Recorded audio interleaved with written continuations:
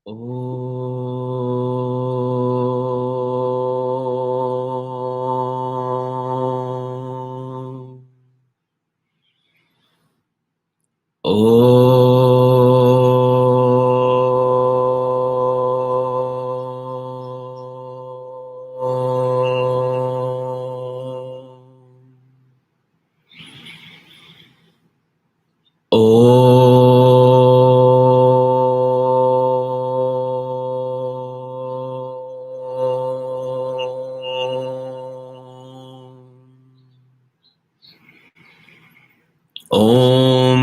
सहनाववतु सहनौ भुनक्तु सह वीर्यं करवावहै तेजस्विनावधीतमस्तु मा विद्विषावहै ॐ शान्ति शान्ति शान्तिः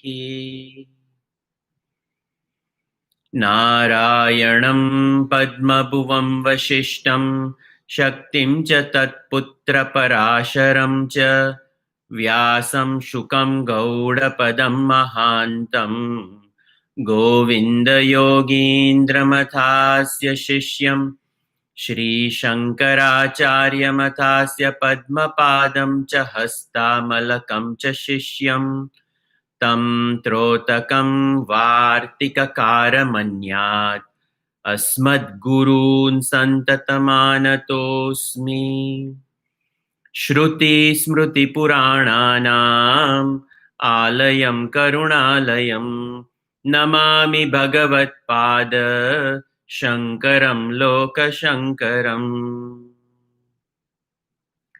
समस्तजनकल्याणे निरतं करुणामयं नमामि चिन्मयं देवं सद्गुरुं ब्रह्मविद्वरम्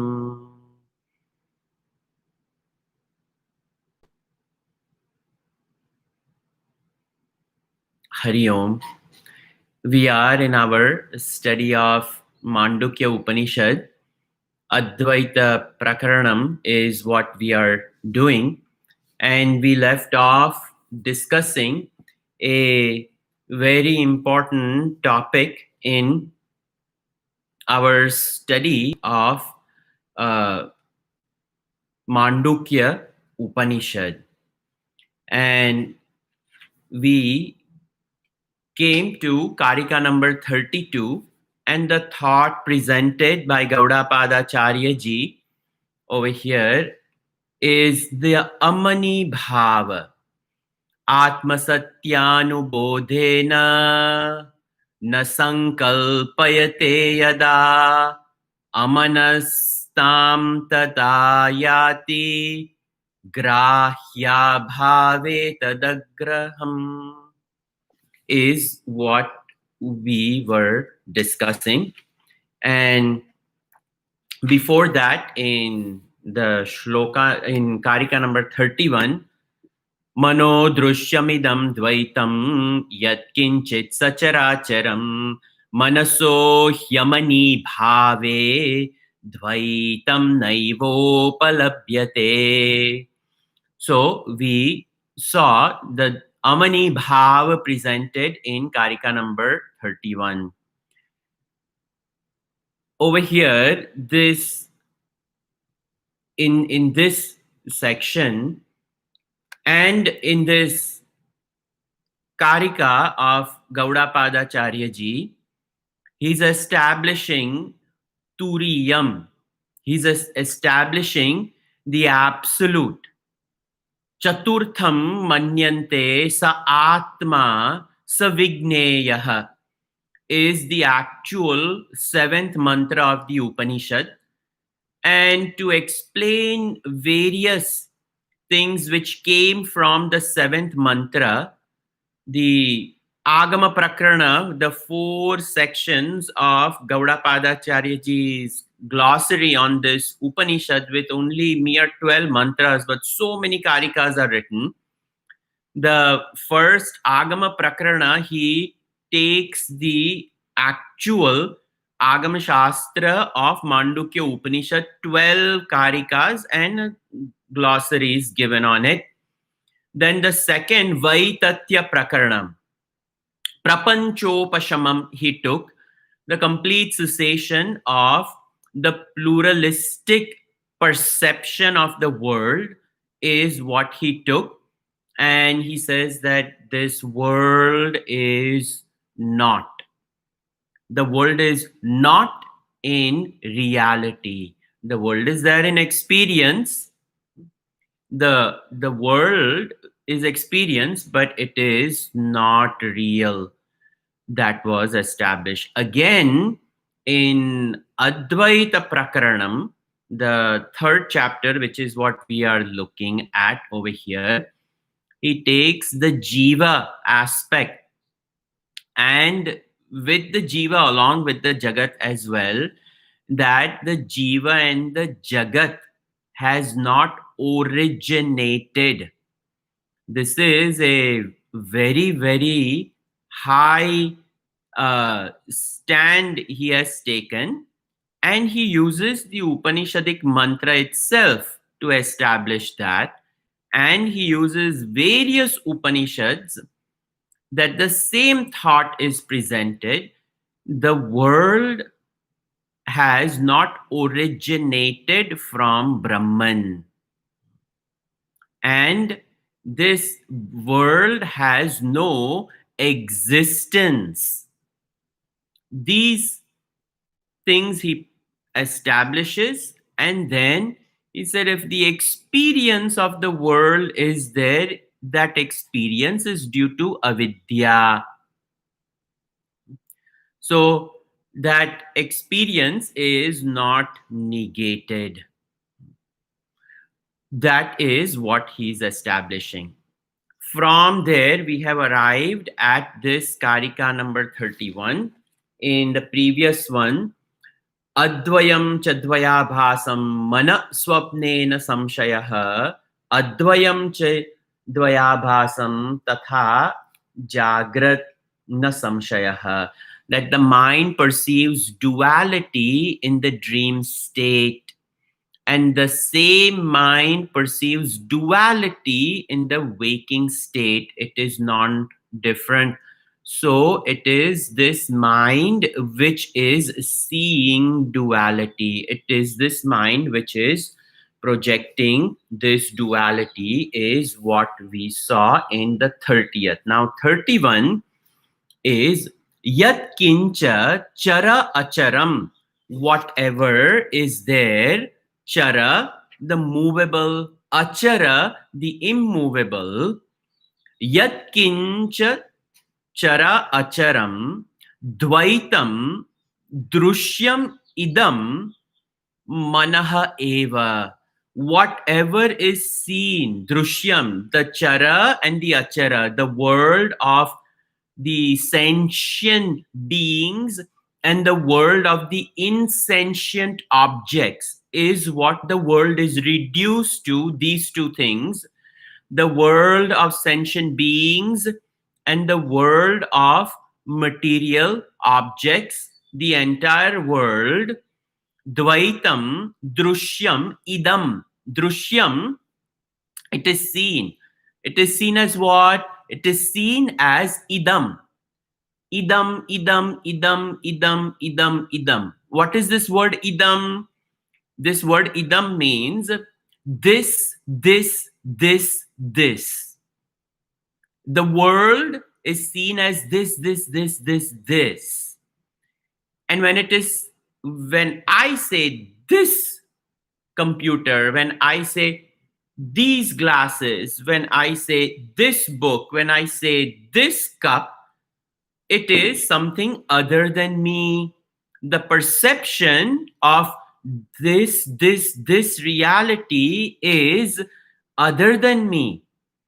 And it is saying Dvaitam Drushyam Idam Manaha Eva.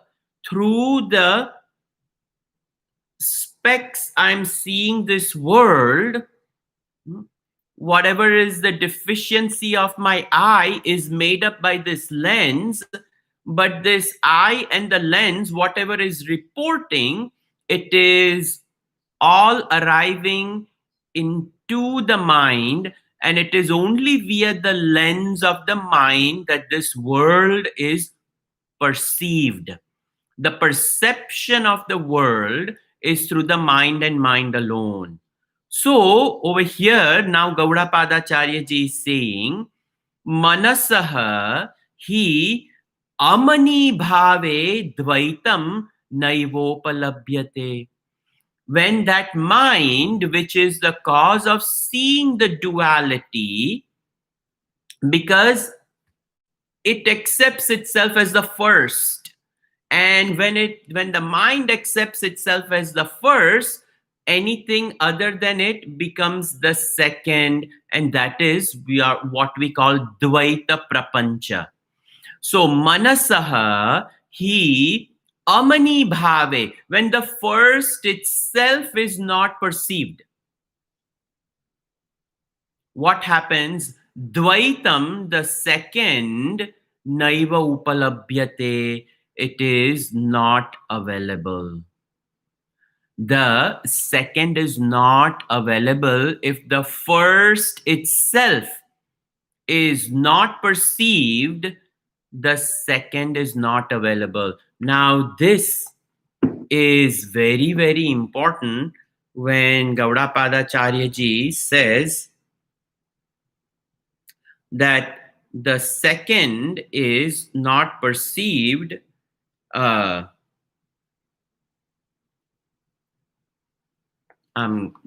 getting my book over here. So,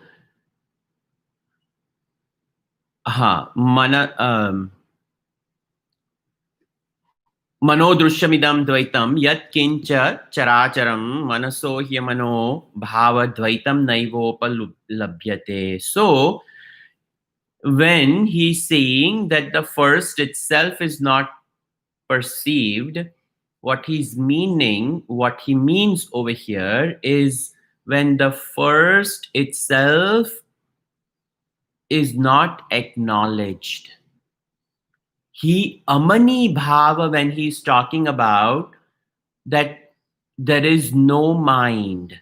What is he talking about?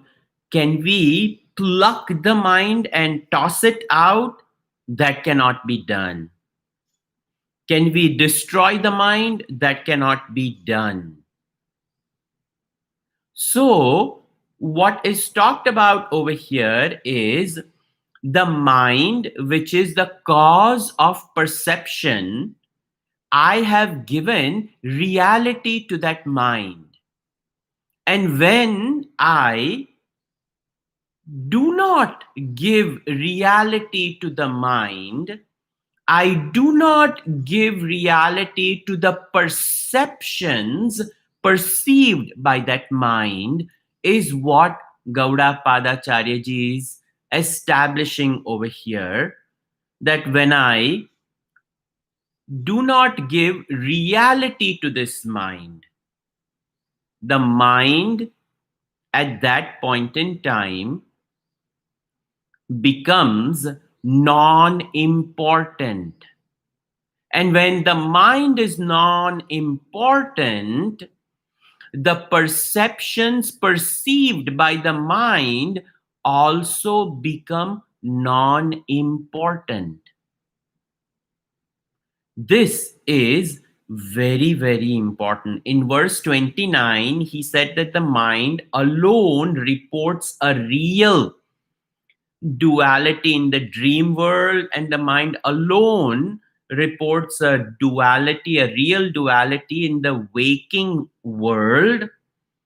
So the real duality is presented to us by the mind. The real duality reported by the mind is the cause of samsara.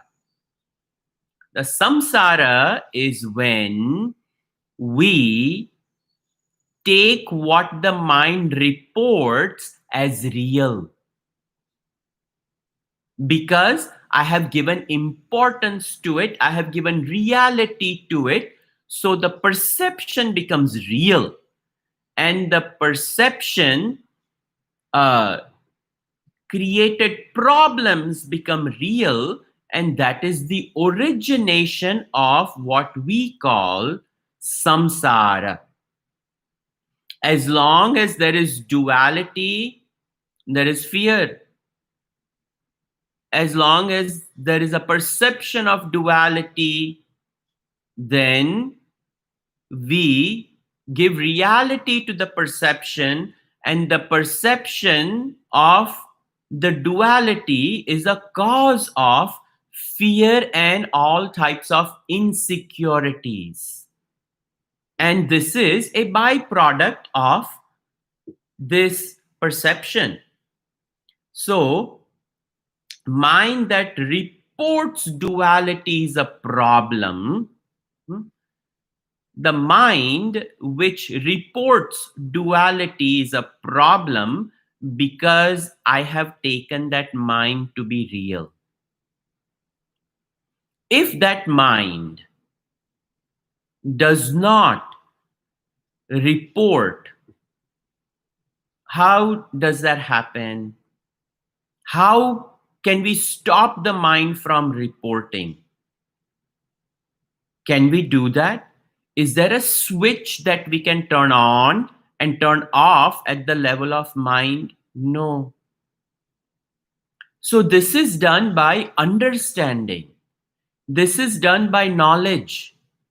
Only by knowledge we understand that this mind which is reporting everything itself is the culprit. Mind is the culprit behind it.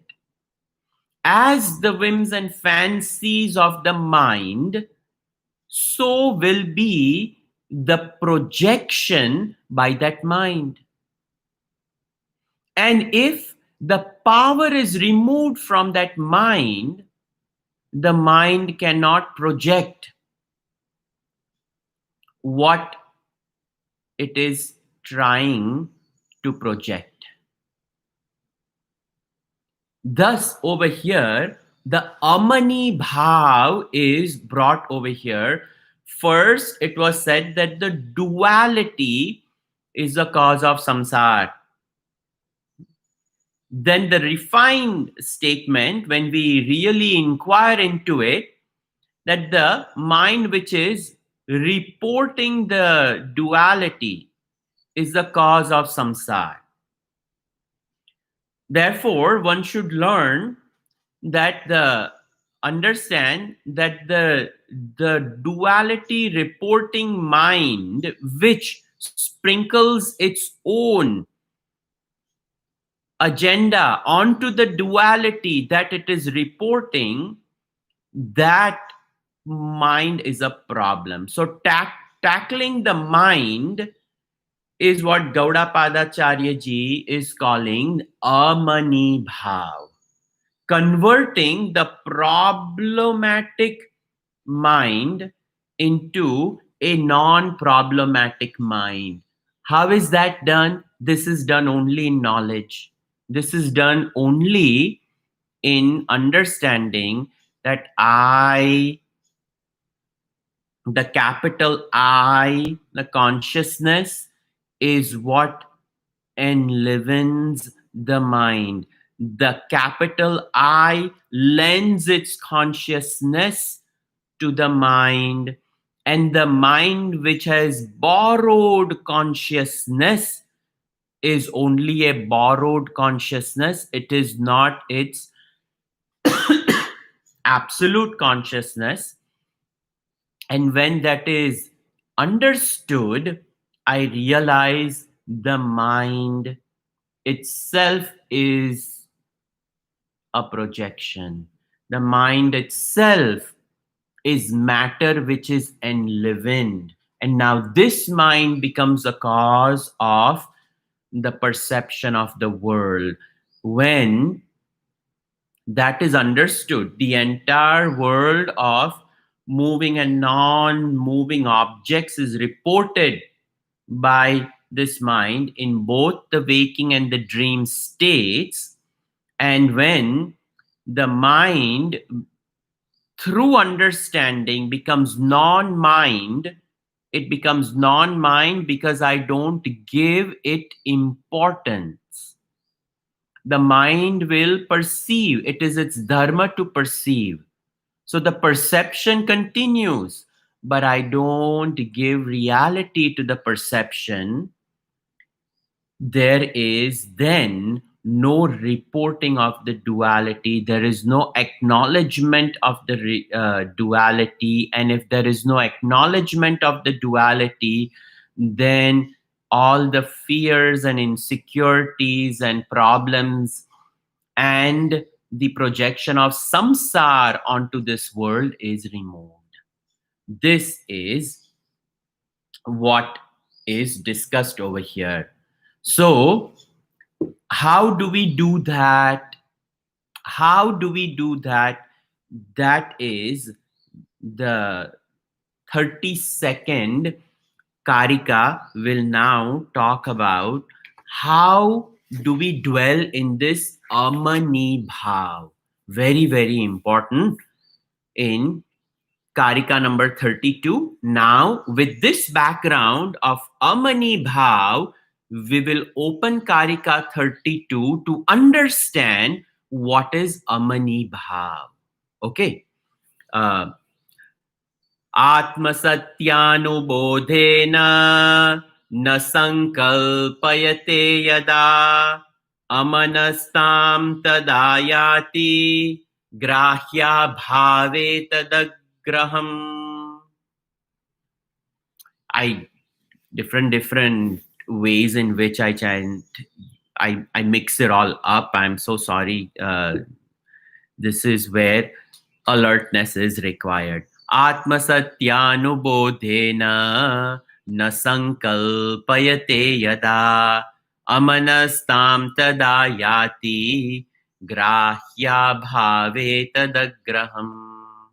So what is said over here is Atma Satya Anubodhena. We are discussing the Amani Bhav. How is Amani Bhav established? So first, Atma Satya Anubodhena.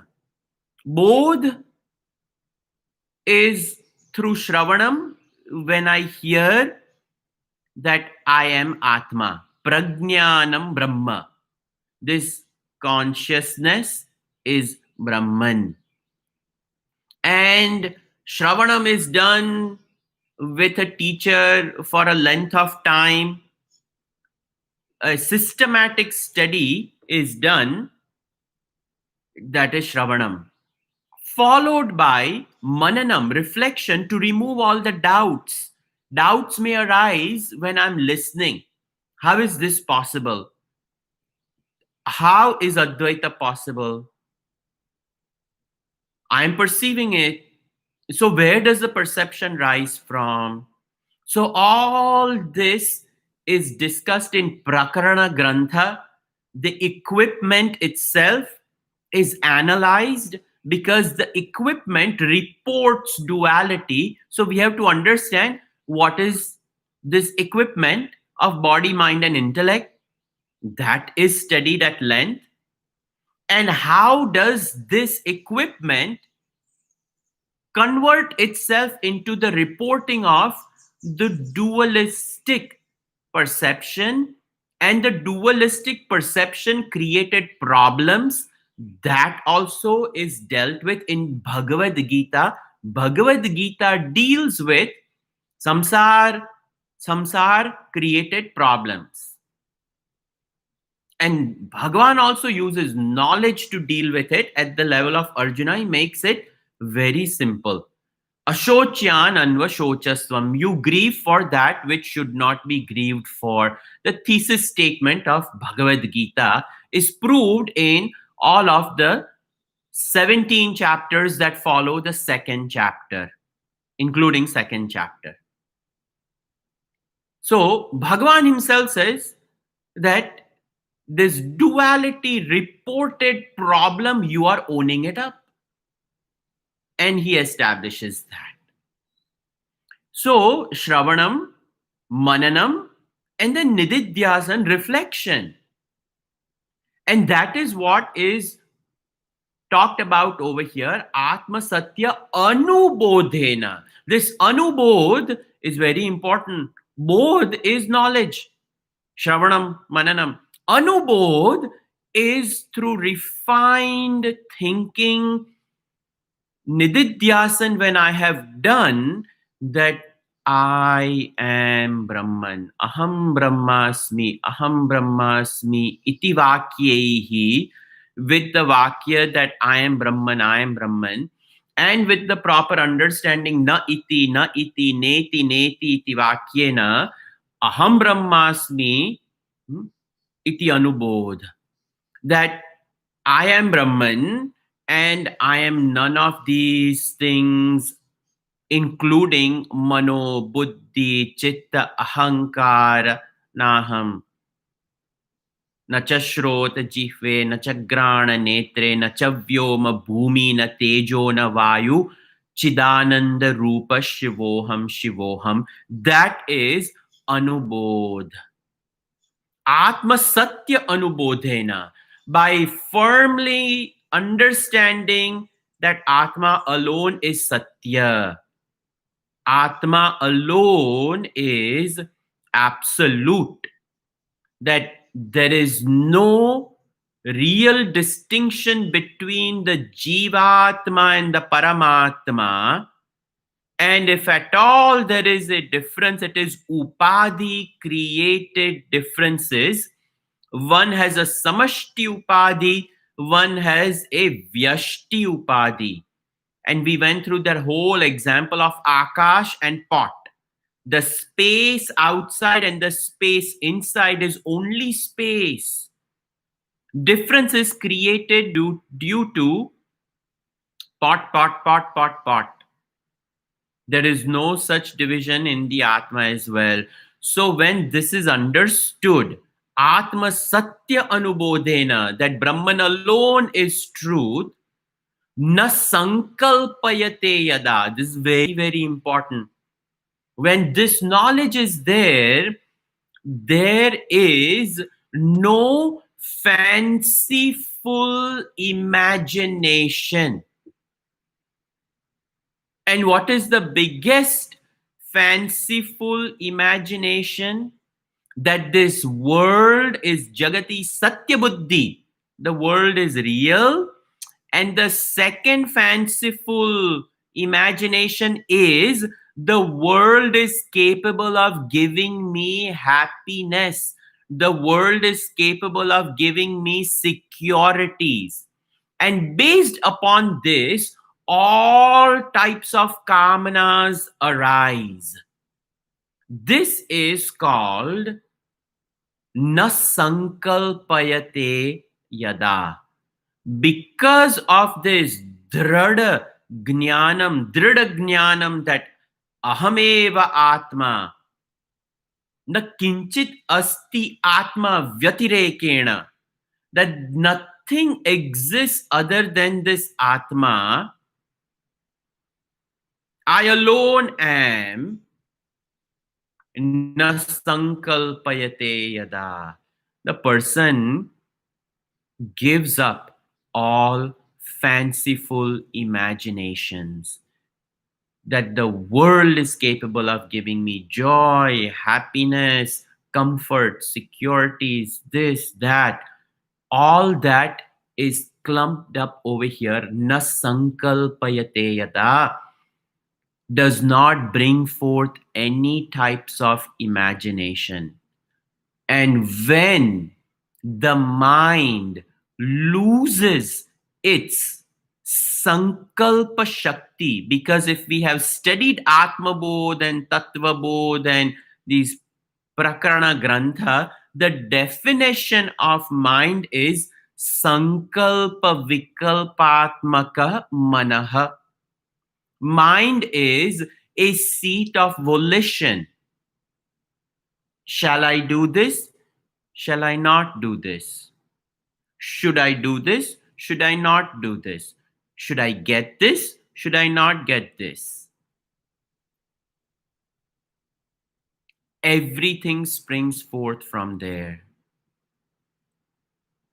So, over here, amanastam tadayati. At that time, tada amanastam yati. And what is this amana? What is this? Non-mind. What is this? Mind which ceases to be mind. Grahya abhave tad agraham. This is now to be analyzed. This is now to be analyzed. This is the crux of it. Grahya bhave tadagraham. If we understand this, Atma Satyanubodhena, once we have understood by Shravanam Mananam that truth alone is, then there is no fanciful imagination projected on this world that the world is capable of giving me happiness. Thus, no sankalpas arise. At that time, Amani Bhav dawns. And what is this Amani Bhav? This is explained over here, and this has to be understood. So now when we say mind, what does mind mean? The definition of mind, one definition I explain, sankalpa vikalpatmaka manaha. A mind which is a seat of volition. I should do this, I should not do that. Gurudev gives another definition of mind, which is mind is a flow of thoughts. It is a flow. It is a continuous perennial flow of thoughts. So what is a thought? Thought is about an object. So when we look at mind, mind means thought of objects.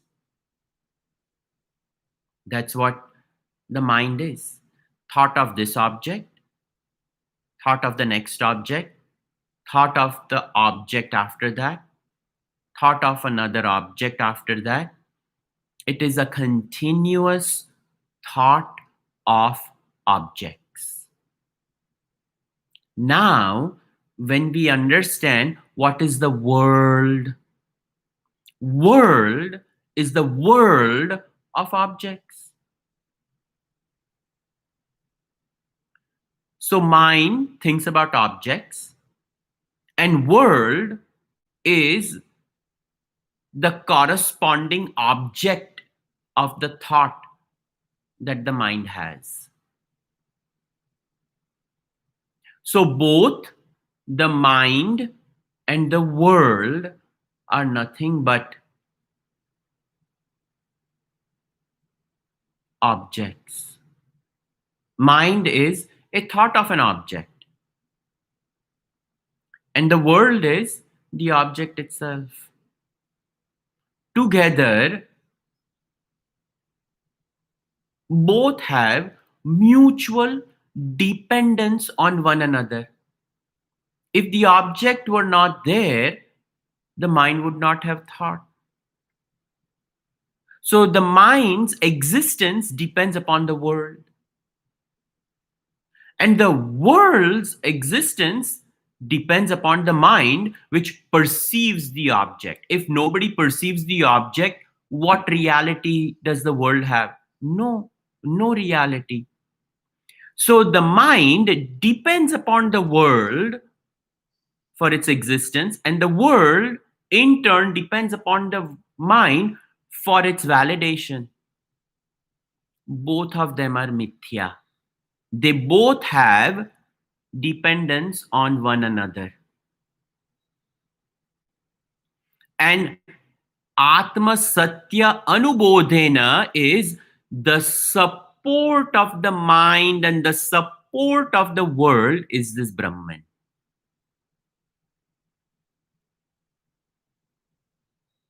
And Amani Bhav is when we have recognized the mithyatva of the mind.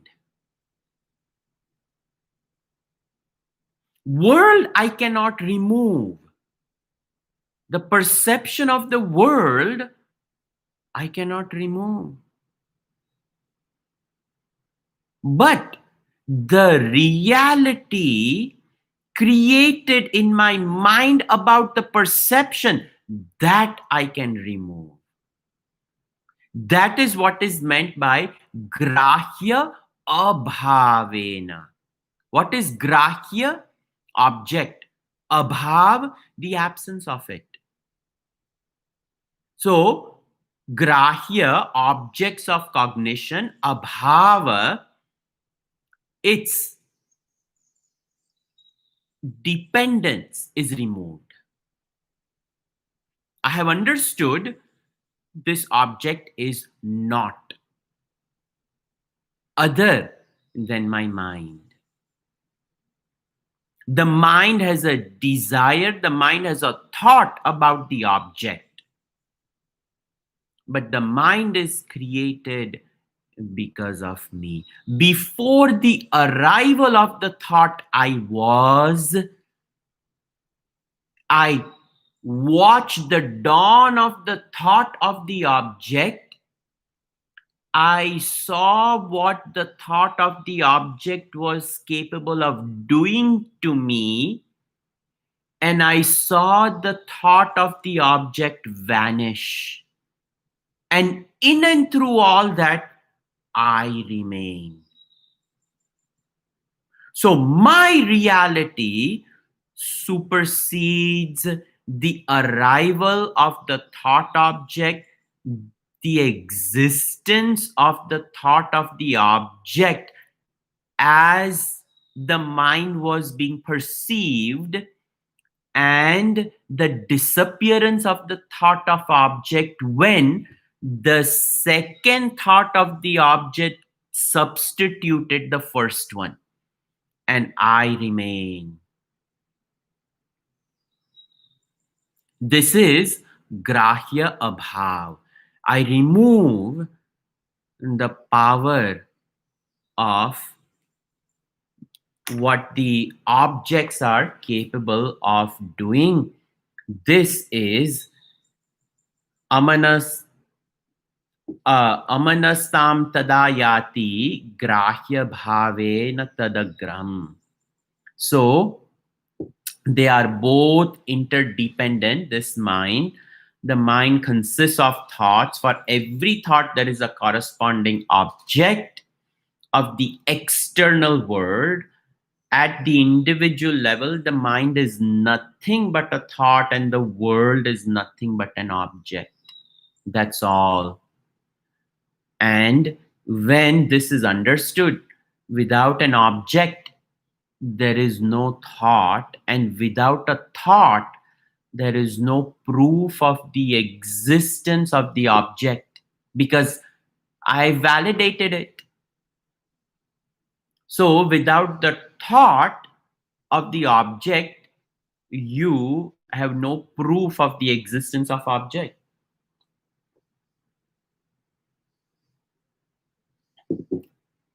Thus, mind and the world have interdependence, The mind and the world are reduced to thought and the object.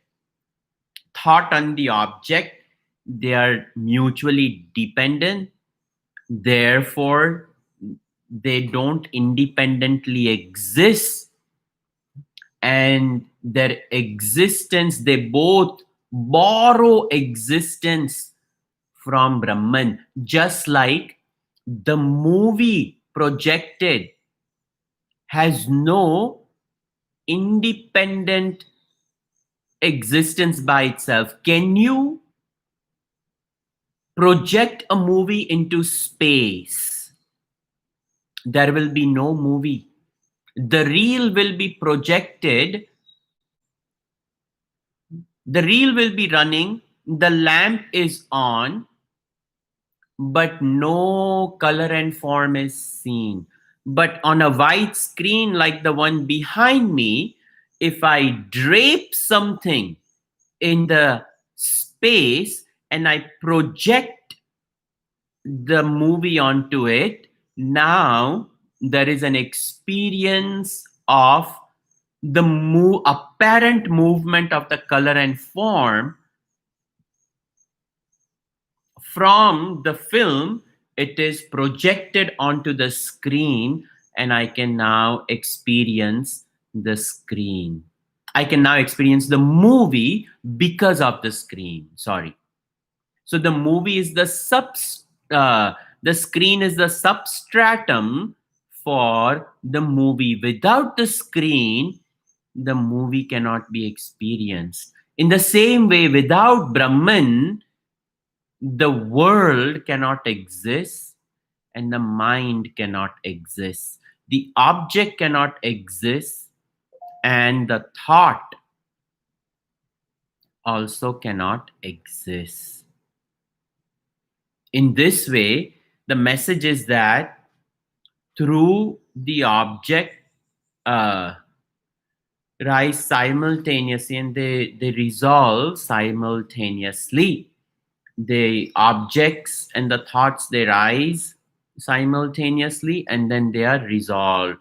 The mind and the world therefore rise simultaneously and they are resolved simultaneously. And this is to be understood by gaining the knowledge of the truth of the mind and the world with the help of Guru and Shastra. This substratum, the very screen, when it is known, and when the attention goes to the screen of the movie, the reality of the projection projected onto the screen is removed. Perception of the movie will be there, but I know it is only a movie. There is no reality in it. In this way, that is called amani bhav. Please contemplate upon it. Please think upon it. Quietly resort yourself in some time and allow this thought to incubate, that I validate my mind and I validate all my projections. Without me, there is no projection. This is to be understood.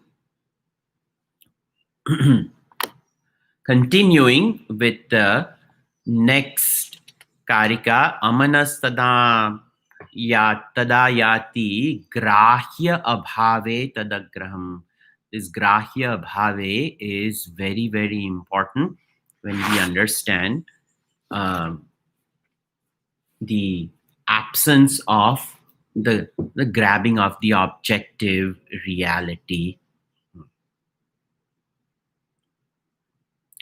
अकल्पकमजं ज्ञानं ज्ञेया भिन्नं प्रचक्षते ब्रह्मज्ञेयमजं नित्यं अजेनाजं विबुध्यते. This is also another very, very high karika, fantastic thoughts are presented over here to establish the non-dual absolute Turiyam Brahma. Very beautiful. This karika comes over here and says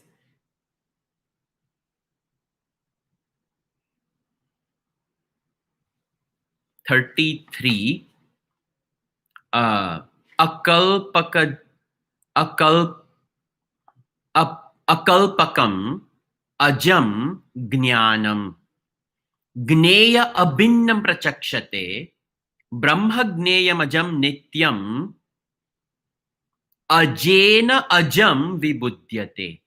Okay, so four thoughts are presented. First thought is the third quarter of this shloka we will take first. So the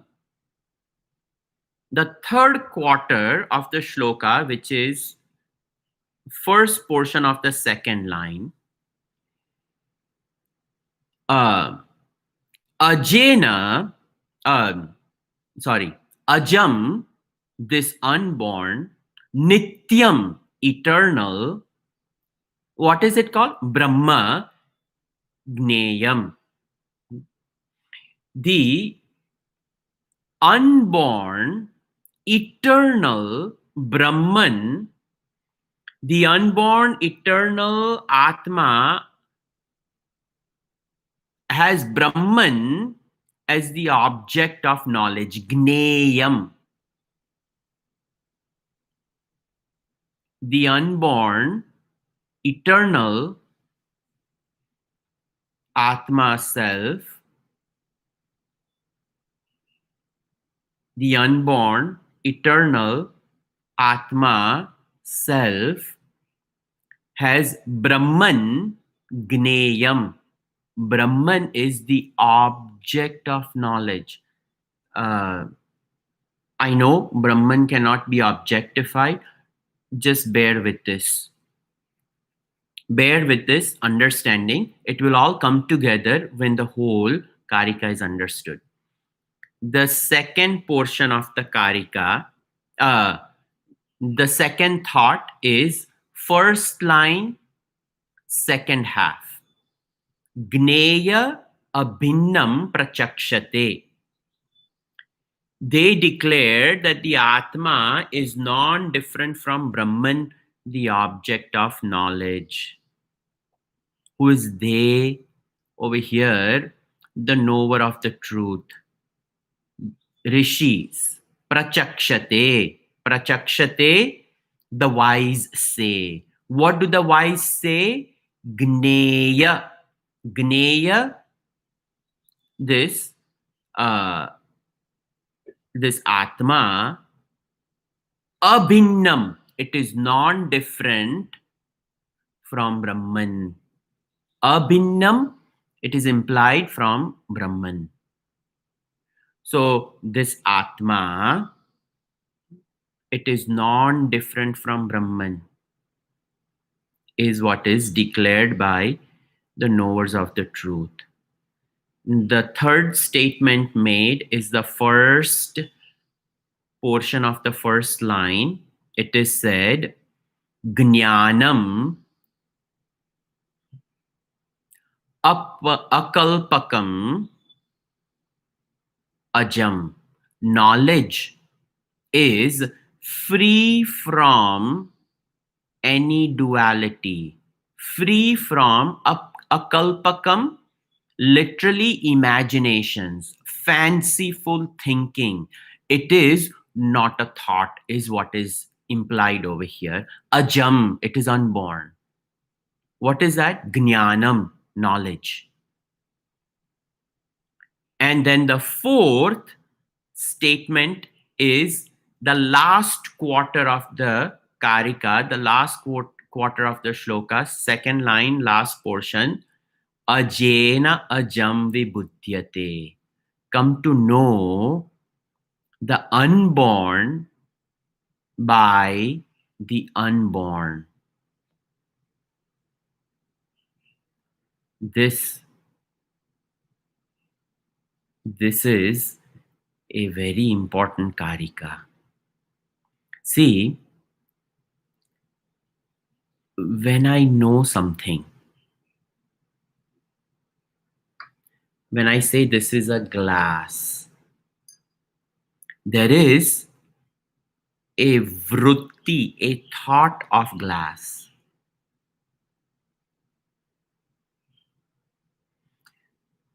In technical language, in Vedanta, there is vritti vyapti and phala vyapti. The minute my eye lands upon this glass, my eyes grab this glass, goes inside, places in front of the mind, which places in front of the buddhi, and the buddhi looking at it instantly says glass. This is happening instantaneously in us, and we don't realize the vritti vyapti and the phala vyapti. When a little child is learning language or the world of objects, and when you show on the wall a huge round dial with numbers 1, 2, 3, 4, 5, 6, 7, 8, 9, 10, 11, 12, we say clock. And then the child, we ask, where is clock? And the child, there is clock. Fan. The child growing up in India is used to seeing fan on the ceiling going round and round and round. Where is fan? The child points up to the fan and says, there is fan.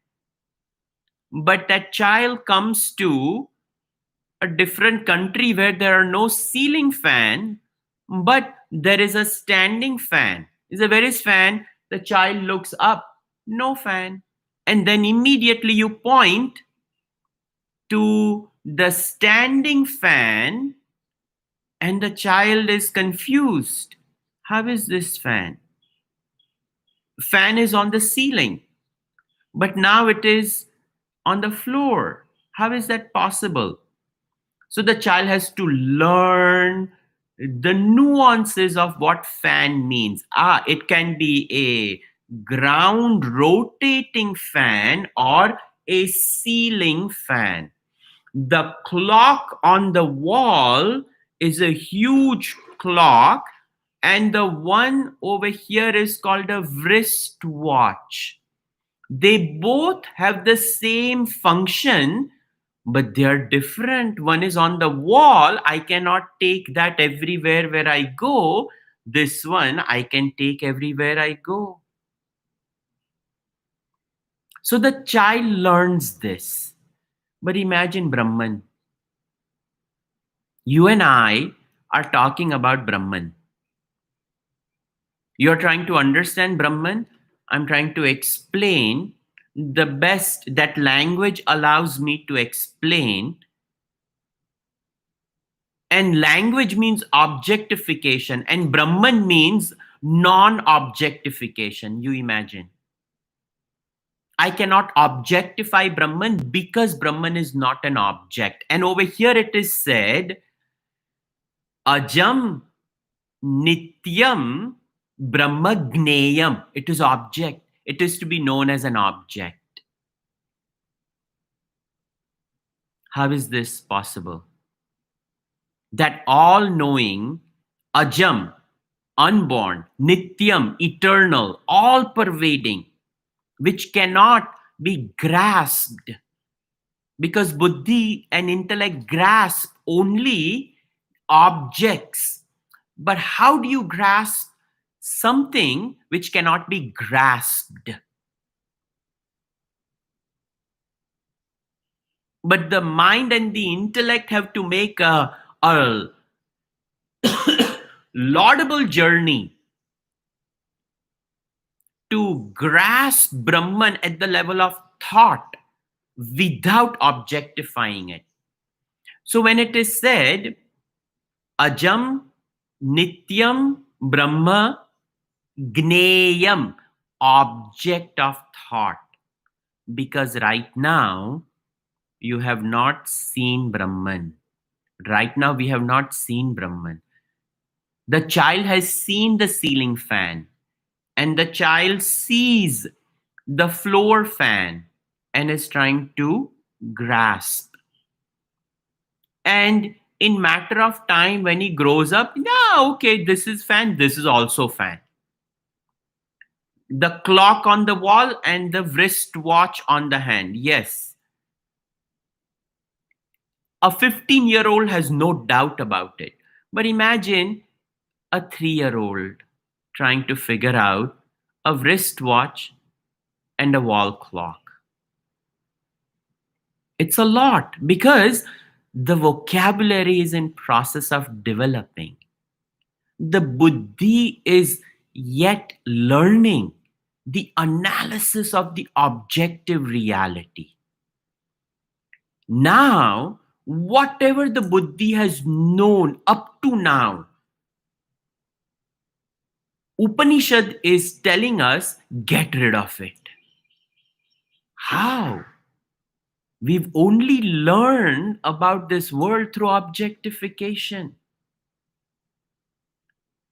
So now we have no other way to know Brahman but by thought.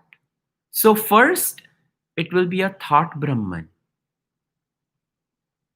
So, Ajam Nityam Brahma Gneyam. This Brahman is the object of thought. So, systematically. Then, Gneya Abhinnam Prachakshate. The knowers of the truth who started out like this declare that the one who is knowing and the object which is known, like Kshetra and Kshetragnya, the 13th chapter which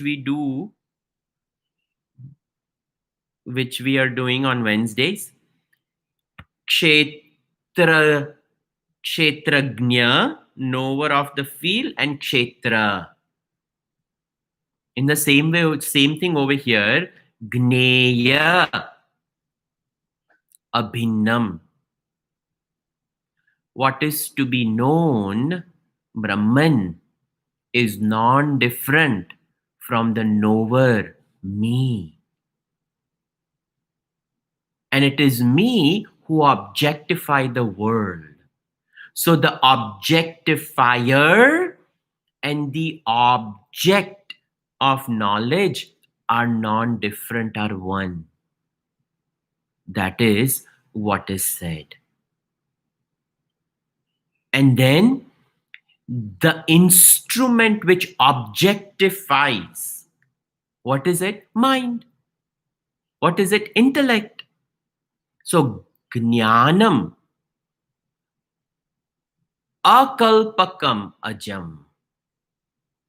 This knowledge which we are trying to get, that knowledge itself is free from imagination.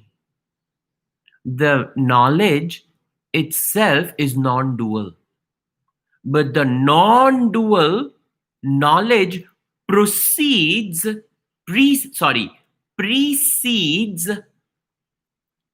the arrival of dualistic knowledge. Without this knowledge that I am Brahman, without the awareness principle in the mind cannot perceive duality. So that awareness principle itself, akalpakam, it is free from any types of duality, free from any types of imagination. It is unborn itself. The knowledge of Brahman is non-different from Brahman, and the knowledge and Brahman, they cannot be separated. In fact, they are one, and that also Being one is unborn. Then how do I know Brahman? That is why in the fourth quarter it comes over says ajena ajam vibhutyate. It is only by ajena, the birthless knowledge, ajam, the birthless Brahman, is known. This is amani bhav. In the absence of objectification of the objective reality, the last thing that the mind objectifies is Brahman. And the minute it tries to objectify it, and when all thoughts vanish and only the thought of Brahman remains, the thought of Brahman remains, Savikalpaka Samadhi. And grace is required. Bhagavan, this Brahman, as though Brahman itself blesses us and says, enough, I tortured this person enough. And boom, buddhi explodes. Ajena ajam vibudhyate. The unborn knowledge knows the unborn by itself. This is Brahman. Thus, Amani Bhav is there. Thus, Amani Bhav is so important. To get this knowledge, and after listening to all this, don't start throwing away things and the world is unreal. And in understanding, world is unreal. In our transaction, it is real. So our karma has to be proper. If we throw a tantrum with this world, it won't work.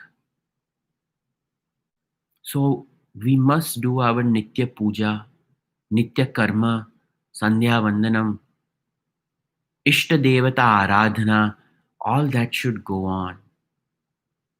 And it is the Ishta Devata who blesses us for this. Nobody else can bless. To know the unborn with the unborn knowledge, who else can bless us? Our buddhi and mind have only blessed us to know the objective reality which has created samsaric sorrow for us. Don't lose faith. Don't become haughty and arrogant. Submit to Bhagavan. Allow Bhagavan to lead us to this Amani Bhav. Prachakshate, it is said by, so direct proof is the people who have experienced it. That's why Shastra alone cannot help. A live guru is required. The live guru says it.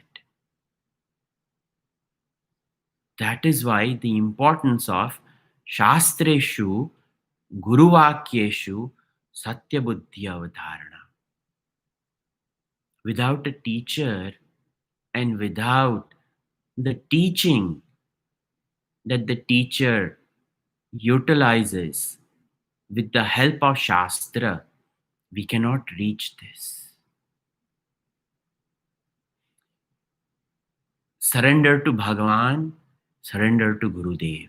I invoke grace of both of them onto us. We will continue on Thursday. Sarve bhavantu sukhinah, sarve santu niramayah, sarve bhadrani pashyantu, ma kaschit dukkha bhag bhavet.